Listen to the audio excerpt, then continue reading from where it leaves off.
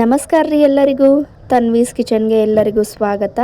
ಇವತ್ತಿನ ವಿಡಿಯೋದಾಗ ಒಂದು ಇನ್ಸ್ಟಂಟ್ ಆಗಿ ಹೆಲ್ದಿ ಆಗಿರುವಂಥ ಬ್ರೇಕ್ಫಾಸ್ಟ್ ರೆಸಿಪಿನ ಮಾಡಿ ತೋರ್ಸಾಕತ್ತೇನ್ರಿ. ಈ ರೆಸಿಪಿನ ಮಾಡಾಕ ಫಸ್ಟ್ ನಾನಿಲ್ಲೇ ಒಂದು ಮಿಕ್ಸಿಂಗ್ ಬೌಲ್ನ ತೊಗೊಂಡೇನ್ರಿ. ಈ ಮಿಕ್ಸಿಂಗ್ ಬೌಲ್ಗೆ 1.5 ಕಪ್ನಷ್ಟು ನಾನಿಲ್ಲೇ ಗೋಧಿ ಹಿಟ್ಟನ್ನ ಸೇರಿಸ್ಕೊಂಡೇನಿ. ನೀವು ಗೋಧಿ ಹಿಟ್ಟು ಬದಲಿಗೆ ಮೈದಾ ಹಿಟ್ಟನ್ನು ಯೂಸ್ ಮಾಡ್ಕೊಳ್ಬೋದು, ಇಲ್ಲ ಅಂದ್ರೆ ಅರ್ಧ ಗೋಧಿ ಹಿಟ್ಟು ಅರ್ಧ ಮೈದಾ ಹಿಟ್ಟನ್ನು ಯೂಸ್ ಮಾಡ್ಕೊಳ್ಬೋದು.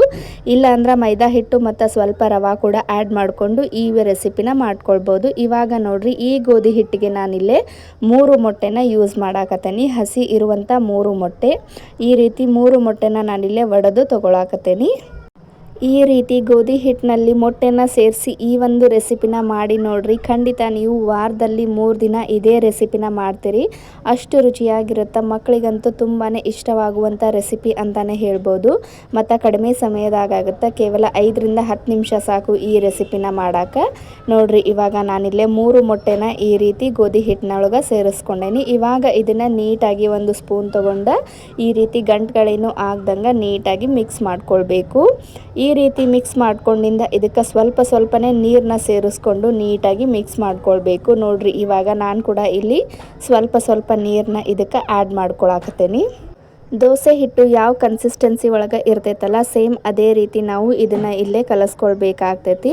ಅದಕ್ಕಾಗಿ ಸ್ವಲ್ಪನೇ ನೀರನ್ನ ಹಾಕ್ಕೊಂಡು ನೋಡಿಕೊಂಡು ಕಲಿಸ್ಕೊರಿ. ಗಂಟುಗಳೇನು ಆಗ್ದಂಗೆ ನೀಟಾಗಿ ಒಂದು 3ರಿಂದ 4 ನಿಮಿಷ ಇದೇ ರೀತಿ ಮಿಕ್ಸ್ ಮಾಡಿದ್ರೆ ಈ ಹಿಟ್ಟು ರೆಡಿ ಆಗುತ್ತೆ. ಜಾಸ್ತಿ ಇದನ್ನು ತಿಳು ಮಾಡ್ಕೊಳಕ್ಕೆ ಹೋಗಬೇಡ್ರಿ, ಅಂದ್ರೆ ಒಂದೇ ಸಲ ನೀರನ್ನ ಹಾಕ್ಕೊಂಡು ಇದನ್ನು ತಿಳು ಮಾಡ್ಕೊಳ್ಬಾರ್ದು. ಈ ರೀತಿ ನೋಡಿಕೊಂಡು ಕನ್ಸಿಸ್ಟೆನ್ಸಿನ ಸ್ವಲ್ಪನೇ ನೀರನ್ನ ಮಿಕ್ಸ್ ಮಾಡಿಕೊಂಡು ಇದನ್ನು ನೀಟಾಗಿ ಮಿಕ್ಸ್ ಮಾಡ್ಕೊಳ್ಬೇಕು. ನೋಡ್ರಿ, ಇಲ್ಲಿ ನಾನು ಕೂಡ ಇದನ್ನು ಈ ರೀತಿ ಮಿಕ್ಸ್ ಮಾಡ್ಕೊಂಡೇನಿ. ಒಟ್ಟಿನಲ್ಲಿ ಇದು ದೋಸೆ ಹಿಟ್ಟು ಪ್ಯಾಟರ್ನ ಯಾವ ರೀತಿ ಇರ್ತೈತಲ್ಲ ಸೇಮ್ ಅದೇ ರೀತಿ ಆಗಬೇಕು. ನೋಡ್ರಿ, ಇವಾಗ ಇದು ರೆಡಿ ಆಯಿತು. ಇವಾಗ ನಾನು ಇದಕ್ಕೆ ಒಂದು ಮೀಡಿಯಮ್ ಸೈಜ್ ಈರುಳ್ಳಿನ ಚಿಕ್ಕದಾಗಿ ಕಟ್ ಮಾಡಿ ಇಟ್ಕೊಂಡು ಸೇರಿಸ್ಕೊಳಕತ್ತೇನಿ. ನೀವು ಜಾಸ್ತಿ ಬೇಕಿದ್ರೆ ಜಾಸ್ತಿನೂ ಸೇರಿಸ್ಕೊಳ್ಬೋದು. ಇವಾಗ ಈರುಳ್ಳಿನ ಸೇರಿಸ್ಕೊಂಡಾಗಿಂದ ಇದಕ್ಕೆ ಸ್ವಲ್ಪ ನಾನಿಲ್ಲಿ ಕರಿಬೇವು ಸೊಪ್ಪನ್ನು ಸೇರಿಸ್ಕೊಳಕತ್ತೇನೆ. ಅದನ್ನು ಕೂಡ ಚಿಕ್ಕದಾಗಿ ಕಟ್ ಮಾಡಿ ಇಟ್ಕೊಂಡು ಸೇರಿಸ್ಕೊಳ್ಬೇಕು. ಅದಾದ ನಂತರ ಇದಕ್ಕೆ 2 ನಾನಿಲ್ಲಿ ಹಸಿ ಮೆಣಸಿನ್ಕಾಯಿನ ಚಿಕ್ಕದಾಗಿ ಕಟ್ ಮಾಡಿ ಇಟ್ಕೊಂಡು ಸೇರಿಸ್ಕೊಳಕತ್ತೇನಿ. ನಂತರ ಇದಕ್ಕೆ ನಾನಿಲ್ಲಿ 1 ಟೊಮ್ಯಾಟೋನ ಮೀಡಿಯಮ್ ಸೈಜ್ ಟೊಮ್ಯಾಟೋನ ಈ ರೀತಿ ಚಿಕ್ಕದಾಗಿ ಕಟ್ ಮಾಡಿ ಇಟ್ಕೊಂಡು ಸೇರಿಸ್ಕೊಳಕತ್ತೇನಿ. ಇದಕ್ಕೆ ನಿಮ್ಗೆ ಎಕ್ಸ್ಟ್ರಾ ಏನಾದರೂ ಬೇಕಿದ್ರೆ ಅದನ್ನು ಕೂಡ ಆ್ಯಡ್ ಮಾಡ್ಕೊಳ್ಬೋದು. ಸ್ವಲ್ಪ ಅಂದ್ರೆ ಒಂದು ಅರ್ಧ ಟೀ ಸ್ಪೂನಷ್ಟು ರುಚಿಗೆ ತಕ್ಕಷ್ಟು ನಾನಿಲ್ಲೇ ಉಪ್ಪನ್ನು ಸೇರಿಸ್ಕೊಂಡೇನಿ. ಮತ್ತು ಒಂದು ಅರ್ಧ ಟೀ ಸ್ಪೂನಷ್ಟು ನಾನಿಲ್ಲೇ ಮಸಾಲೆ ಖಾರನ ಆ್ಯಡ್ ಮಾಡ್ಕೊಂಡೇನಿ. ಅದು ಕ್ಲಿಪ್ಪು ಮಿಸ್ ಆಗೈತಿ. ಇವಾಗ ನೋಡ್ರಿ, ಒಂದು ಚಿಟಿಕೆಯಷ್ಟು ನಾನಿಲ್ಲೇ ಹಳದಿ ಪೌಡ್ರನ್ನ ಸೇರಿಸ್ಕೊಂಡು 1.5 ಟೀ ಸ್ಪೂನಷ್ಟು ನಾನಿಲ್ಲೇ ಹಸಿ ಕಡಲೆ ಹಿಟ್ಟನ್ನು ಸೇರಿಸ್ಕೊಂಡು ಈ ರೀತಿ ನೀಟಾಗಿ ಎಲ್ಲನೂ ಒಂದು ಸರ್ತಿ ಮಿಕ್ಸ್ ಮಾಡ್ಕೊಳ್ಬೇಕು.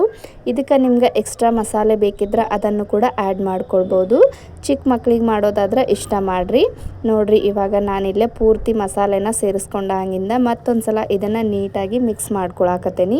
ಇವಾಗಲೂ ಅಷ್ಟೇ, ಇದಕ್ಕೇನಾದರೂ ನೀರು ಕಡಿಮೆ ಆಗಿದಾವು ಮತ್ತು ಪ್ಯಾಟ್ರನ್ ಸ್ವಲ್ಪ ಗಟ್ಟಿ ಆಗೈತಿ ಅಂತ ನಿಮಗೆ ಅನಿಸಿದ್ರೆ ಮತ್ತು ಸ್ವಲ್ಪ ಎಕ್ಸ್ಟ್ರಾ ನೀರನ್ನ ಆ್ಯಡ್ ಮಾಡ್ಕೊಂಡು ನೀಟಾಗಿ ಮಿಕ್ಸ್ ಮಾಡ್ಕೊಳ್ಬೇಕು. ಒಟ್ಟಿನಲ್ಲಿ ಇದು ಜಾಸ್ತಿ ಗಟ್ಟಿಯಾಗಿ ಇರಬಾರ್ದು ಮತ್ತು ಜಾಸ್ತಿ ತಿಳುವೂ ಇರಬಾರ್ದು.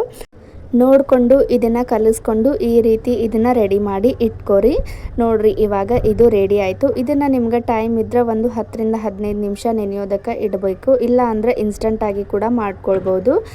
ಇವಾಗ ನಾನು ಸ್ಟವ್ ಮೇಲೆ ದೋಸೆ ತವಾನ ಕಾಯೋದಕ್ಕಿಟ್ಟು ಸ್ವಲ್ಪ ದೋಸೆ ತವ ಕಾದಿದೆ ಅಂದಾಗ ಅದಕ್ಕೆ ಈ ರೀತಿ ನೀಟಾಗಿ ಸ್ವಲ್ಪ ಅಡುಗೆ ಎಣ್ಣೆನ ಅಪ್ಲೈ ಮಾಡಿ ಇದನ್ನು ಲೋ ಫ್ಲೇಮ್ನಲ್ಲಿ ಇಟ್ಕೊಂಡು ಇದನ್ನು ಈ ರೀತಿ ಮಾಡ್ಕೊಳ್ಬೇಕು. ತುಂಬ ಅಂದರೆ ತುಂಬಾ ಟೇಸ್ಟಿ ಆದಂಥ ರೆಸಿಪಿ ಅಂತಲೇ ಹೇಳ್ಬೋದು. ಚಿಕ್ಕ ಮಕ್ಕಳಿಗಂತೂ ಭಾಳ ಇಷ್ಟ ಆಗ್ತೈತೆ ರೀ. ಮತ್ತು ಇನ್ಸ್ಟಂಟಾಗಿ ನಾವು ಮಾಡ್ಕೊಳ್ಬೋದು. ಕೇವಲ 5ರಿಂದ 10 ನಿಮಿಷ ಸಾಕು ನಮಗೆ ಈ ರೆಸಿಪಿನ ಮಾಡೋಕೆ. ಮಕ್ಕಳು ಟಿಫಿನ್ ಬಾಕ್ಸಿಗೆ ಆಗಿರ್ಬೋದು, ಬೆಳಗಿನ ಬ್ರೇಕ್ಫಾಸ್ಟಿಗೆ ಆಗಿರ್ಬೋದು ಹೇಳಿ ಮಾಡಿಸಿದಂಥ ರೆಸಿಪಿ. ನೋಡ್ರಿ, ಇವಾಗ ನಾನಿಲ್ಲೇ ಈ ರೀತಿ ಇದನ್ನು ಚಿಕ್ಕದಾಗಿ ಮಾಡಿ ಇಟ್ಕೊಂಡು ಇದನ್ನು ಸ್ವಲ್ಪ ಬೆಂದಿದೆ ಅಂದಾಗ ಇದನ್ನು ವಾಪಸ್ ತಿರುವಿ ಹಾಕಿ 2 ಕಡೆ ಇದನ್ನು ಬ್ರೌನ್ ಕಲರ್ ಬರೋವರೆಗೂ ನೀಟಾಗಿ ಸುತ್ತ ಎಲ್ಲ ಬೇಯಿಸ್ಕೊಂಡ್ರೆ ಈ ರೆಸಿಪಿ ರೆಡಿ ಆಯಿತು. ನೋಡ್ರಿ, ಇವಾಗ ನಾನಿಲ್ಲೇ ಇದನ್ನು 2 ಕಡೆ ನೀಟಾಗಿ ಬೇಯಿಸ್ಕೊಂಡೇನಿ. ಎಷ್ಟು ಡಿಫ್ರೆಂಟಾಗಿ ಮತ್ತು ನೋಡೋಕ್ಕೂ ಎಷ್ಟು ಚಂದ ಕಾಣಿಸತ್ತೈತೆ ಅಂಥೇಳಿ. ನೀವು ಇದಕ್ಕೆ ಎಣ್ಣೆ ಬದಲಿಗೆ ತುಪ್ಪ ಬೇಕಿದ್ದರೂ ಯೂಸ್ ಮಾಡ್ಕೊಳ್ಬೋದು. ತುಪ್ಪ ಯೂಸ್ ಮಾಡಿ ಈ ರೆಸಿಪಿನ ಮಾಡಿದರೆ ಇನ್ನೂ ಟೇಸ್ಟಿಯಾಗಿ ಬರುತ್ತೆ. ಮಕ್ಕಳಿಗಂತೂ ತುಂಬಾ ಇಷ್ಟ ಆಗುತ್ತೆ. ಕೆಲವೊಂದಿಷ್ಟು ಮಕ್ಕಳು ಎಗ್ಗನ್ನ ಇಷ್ಟಪಡೋಂಗಿಲ್ಲ. ಅಂಥ ಮಕ್ಕಳಿಗೆ ಈ ರೀತಿ ಎಗ್ಗನ್ನು ಸೇರಿಸಿ ಈ ರೆಸಿಪಿನ ಒಮ್ಮೆ ಮಾಡಿಕೊಡ್ರಿ. ಅವರು ಪದೇ ಇದೇ ರೆಸಿಪಿನ ಕೇಳ್ತಾರೋ ಅಷ್ಟು ಟೇಸ್ಟಿಯಾಗಿ ಬರುತ್ತೆ. ನೋಡ್ರಿ, ಇವಾಗ ನಾನು ನಾನಿಲ್ಲೇ ಇನ್ನೊಂದನ್ನು ಕೂಡ ಮಾಡಿ ತೋರ್ಸಾಕತ್ತೀನಿ. ನೀವು ದೊಡ್ಡವ್ರಿಗೆ ಮಾಡೋದಾದ್ರೆ ಇದನ್ನು ದೋಸೆ ಥರ ದೊಡ್ಡ ಸೈಜ್ ಒಳಗೆ ಬೇಕಿದ್ರೂ ಮಾಡ್ಕೊಳ್ಬೋದು, ಅಥವಾ ಚಿಕ್ಕವ್ರಿಗೆ ಮಾಡೋದಾದ್ರೆ ಈ ಸೈಜ್ ಒಳಗೆ ಮಾಡ್ಕೊರಿ. ಇದಕ್ಕೆ ನೀವು ಬೇಕಂದ್ರೆ ನಿಮ್ಗೆ ಫ್ರೆಶ್ ಆಗಿರುವಂಥ ವೆಜಿಟೇಬಲ್ಸ್ನ ಬೇಕಿದ್ರೆ ಆ್ಯಡ್ ಮಾಡಿಕೊಂಡು ಈ ರೆಸಿಪಿನ ಮಾಡ್ಕೊಳ್ಬೋದು. ಅಂದ್ರೆ ಫ್ರೆಶ್ ಆಗಿರುವಂಥ ಬೀನ್ಸು, ಕ್ಯಾರೆಟು ಮತ್ತು ಹಸಿ ಬಟಾಣಿ ಇದ್ರೆ ಅದನ್ನು ಕೂಡ ಸೇರಿಸಿ ಈ ರೀತಿ ಮಾಡಿ ಮಕ್ಕಳಿಗೆ ಕೊಡ್ರಿ. ತುಂಬ ಅಂದರೆ ತುಂಬಾ ಇಷ್ಟಪಟ್ಟು ತಿಂತಾರೆ.